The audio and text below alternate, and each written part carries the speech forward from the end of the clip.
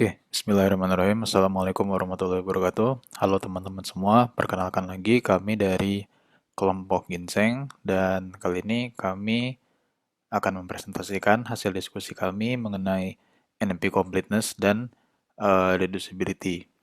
Sebelumnya perkenalkan lagi anggota kelompok kami ada Guna Suryo Aji, ada Joseph Erik, dan ada saya sendiri Muhammad Fadlan Harits. Oke, jadi sebelum kita bahas lebih dalam mengenai NP completeness, pertama-tama kita harus mengetahui terlebih dahulu mengenai NP itu sendiri. Jadi NP itu merupakan singkatan dari non-polinomial.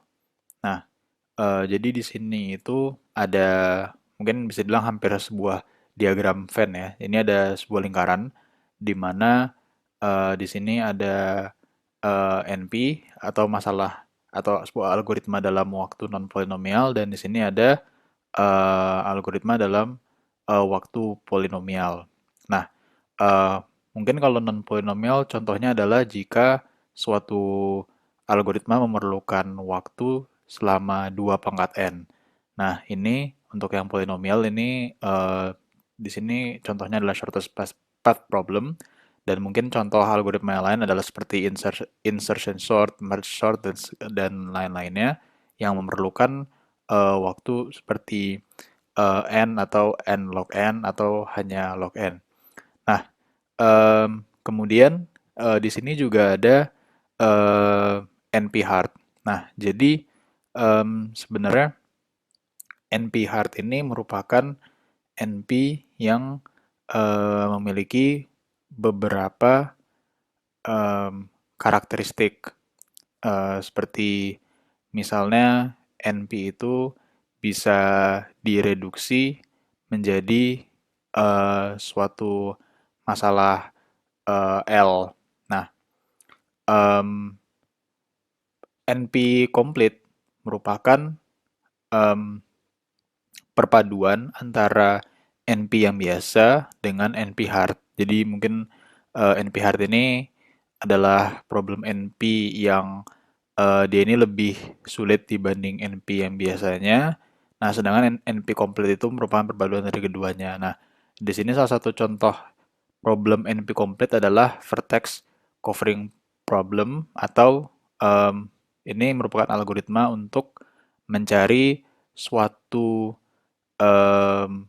graf, mencari suatu subgraf atau graf, dan biasanya problemnya ini tuh akan menentukan, misalnya pertanyaannya apakah terdapat suatu subgraf dengan jumlah vertex sebesar 4 pada vertex tersebut. Nah, jawabannya kan pastinya ya, ya atau tidak. Nah, jadinya ini merupakan suatu masalah NP.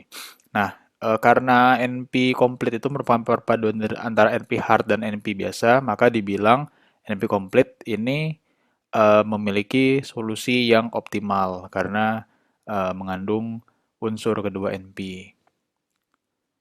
Saya akan memberikan contoh dari NP completeness and reducibility.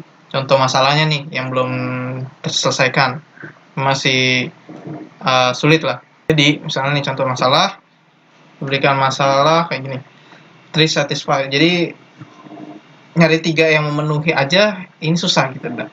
Apa tuh dari mana? Apanya yang susah? Misalkan dikasih aljabar boolean bentuknya seperti ini.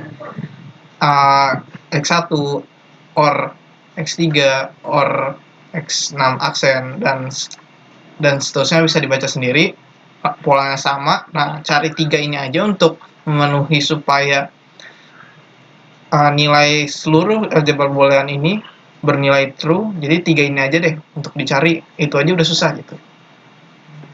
Caranya gimana? Jadi kan kayak gini, kalau kita pikir satu persatu berarti X1, jadi komputer akan ngecek satu persatu, X1 akan punya 2 kemungkinan true or false.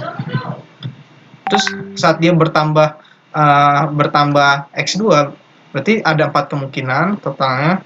X3 berarti ada 8 kemungkinan. Kenapa begitu? Karena bisa aja X1 bernilai false, X2 bernilai false, X3 bernilai true. Jadi bisa aja ini false, false, false semua atau true, true semua. Jadi ada kombinasinya gitulah. Dua pangkat n. Jadi ini kan 3 berarti dia pangkat 3 gitu. Jadi 8. Nah, xn apakah dia true? Jadi banyak gitu. Jadi sehingga ada dua pangkat n kemungkinan untuk komputer mencari hasil true pada persamaan boolean tersebut, tergantung banyaknya dari x yang ada di sini. Gitu. Sekian. Terlanjut ke pembahasan reducibility. Jadi intinya reducibility adalah dimana ketika masalah A dapat direduksi ke masalah B dalam polynomial time dengan mengkonversikan input A ke input B yang ekuivalen. Nah, di sini ada contoh diagramnya. Misalnya kita memiliki dua masalah decision, yaitu L1 dan L2.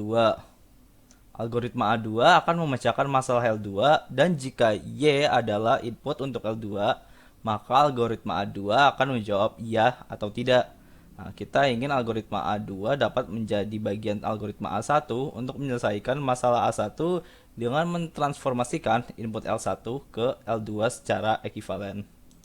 Dan di dalam algoritma reduksi itu, kita dapat transform problem kita ke problem lain dalam waktu polinomial. Kita juga dapat memecahkan decision problem tersebut dalam waktu polinomial.